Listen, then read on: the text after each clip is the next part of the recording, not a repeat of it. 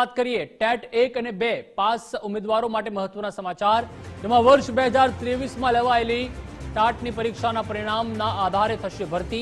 વર્ષ 2023 પહેલા લેવાયેલી ટાટની પરીક્ષાનું પરિણામ પણ માન્ય રહેશે। ભરતી પૂરતું જ 2023 પહેલાની ટેટની પરીક્ષાનું પરિણામ માન્ય રહેશે। રાજ્ય સરકારે નેશનલ એજ્યુકેશન પોલિસી લાગુ થાય ત્યાં સુધી વધારી હતી અવધિ। ચાલુ ભરતીમાં 2023 અને તે પહેલા લેવાયેલી પરીક્ષાનું પરિણામ પણ માન્ય રહેશે।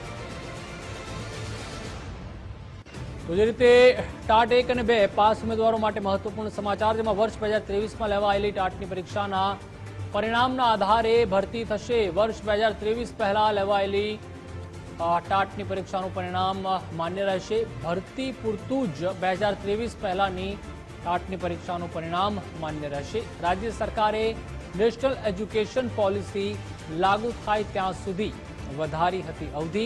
ચાલુ ભરતીમાં 2023 અને તે પહેલા લેવાયેલી પરીક્ષાનું પરિણામ પણ માન્ય રહેશે। વધુ માહિતી માટે સંવાદદાતા નિકુંજ જાની જોડાઈ ચૂક્યા છે। નિકુંજ, વર્ષ 2023માં લેવાયેલી ટેટની પરીક્ષાના પરિણામના આધારે હવે ભરતી કરવામાં આવશે, શું વિગતો? ટેટ 1 અને ટેટ 2 પાસ ઉમેદવારો માટે મહત્વના સમાચાર છે કે વર્ષ 2023માં લેવાયેલ ટેટની પરીક્ષાના આધારે અને તેના પરિણામના આધારે ભરતી થઈ શકશે। વર્ષ 2023 પહેલા લેવાયેલી ટેટની પરીક્ષાનું પરિણામ પણ આ ભરતી માટે માન્ય રહેશે, કારણ કે ભરતી માટે ટેટની વયમર્યાદા કેટલી ગણવી તે એક મોટો વિષય હતો અને તેને લઈને ઉમેદવારોની રજૂઆત પણ હતી।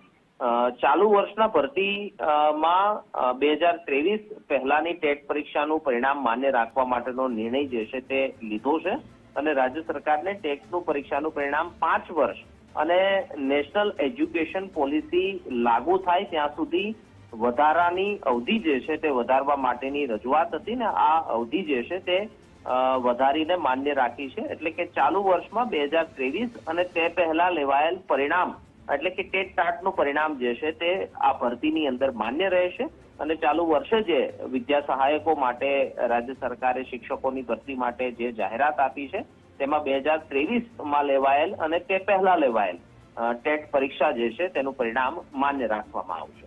આભાર નિકુંજ, સમગ્ર માહિતી સાથે જોડાવા।